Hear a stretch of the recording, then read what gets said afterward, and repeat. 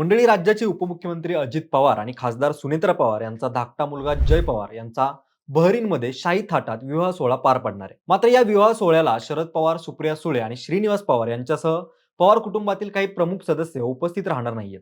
त्यामुळं पवार कुटुंबियातली भाऊबंदकी पुन्हा चर्चेत आली. नुकताच युगेंद्र पवार आणि तनिष्का कुलकर्णी यांचा विवाह सोहळा 30 नोव्हेंबरला मुंबईतील बीकेसी येथे पार पडला होता. तेव्हा अजित पवार निवडणुकीच्या प्रचारात व्यस्त असल्यानं युगेंद्र पवारांच्या लग्नाला उपस्थित राहू शकले नव्हते.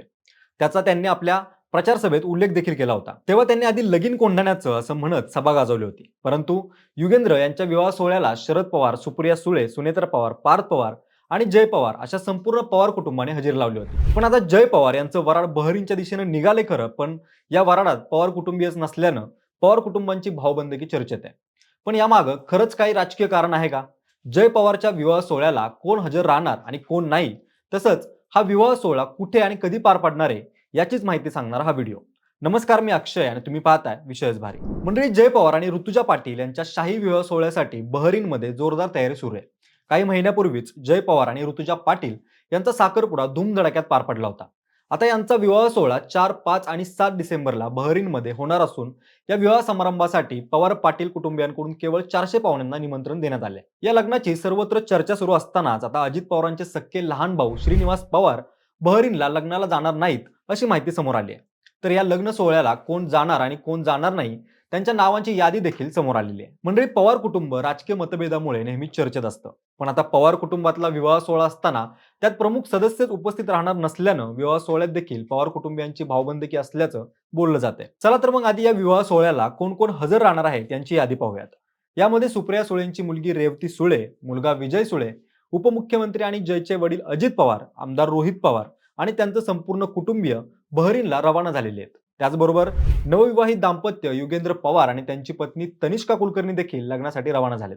सुनेत्रा पवार आणि पार्थ पवार बहरीनमध्ये पूर्वीपासूनच जयसोबत उपस्थित आहेत.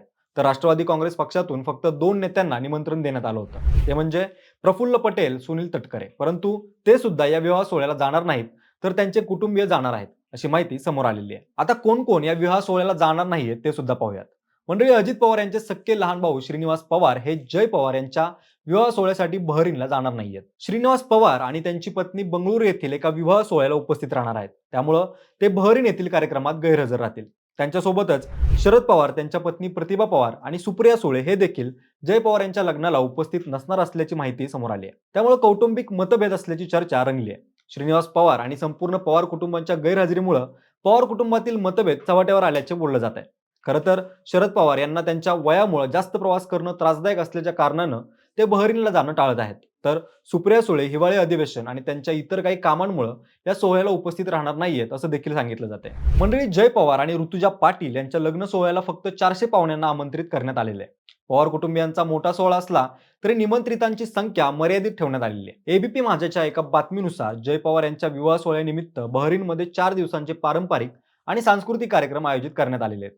ज्यामध्ये 4 डिसेंबरला मेहंदी, 5 डिसेंबरला हळदी, वरात आणि मुख्य लग्न सोहळा असणार आहे. तर 6 डिसेंबरला संगीत आणि 7 डिसेंबरला स्वागत समारंभ असणार आहे. या विवाह सोहळ्यासाठी मागील काही दिवसांपासून पवार पाटील कुटुंबियांची आणि पाहुण्यांची तयारी जोरात सुरू असून संपूर्ण कार्यक्रम परदेशात मोठ्या उत्साहात पार पडणार आहे. सध्या जय पवार यांच्या विवाह सोहळ्याला पवार कुटुंबियातले काही प्रमुख सदस्य उपस्थित नसल्यामुळं कौटुंबिक मतभेद असल्याची चर्चा होत असली आणि पवार कुटुंबियातील मतभेद चव्हाट्यावर आल्याचे बोललं जात असलं तरी देखील पवार कुटुंब वेळोवेळी राजकीय मतभेद विसरून एकत्र आल्याचं अनेक वेळा पाहायला मिळाले.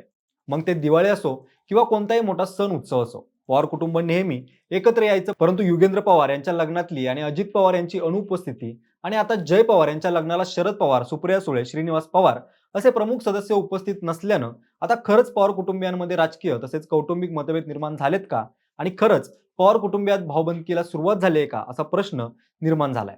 तुम्हाला काय वाटतं? मंडळी, तुमचं मत आम्हाला कमेंट करून नक्की कळवा आणि अशाच राजकीय घडामोडी विस्ताराने पाहण्यासाठी आमच्या विशेष भारी या YouTube चॅनेलला सबस्क्राईब करायला विसरू नका. धन्यवाद.